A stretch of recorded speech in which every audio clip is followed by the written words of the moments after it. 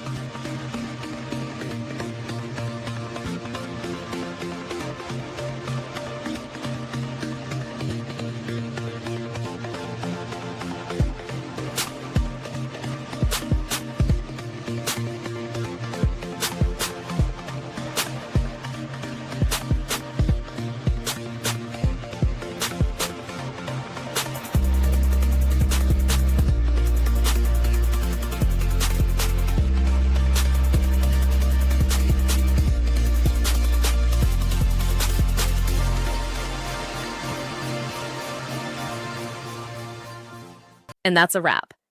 I hope you found the answer you were looking for.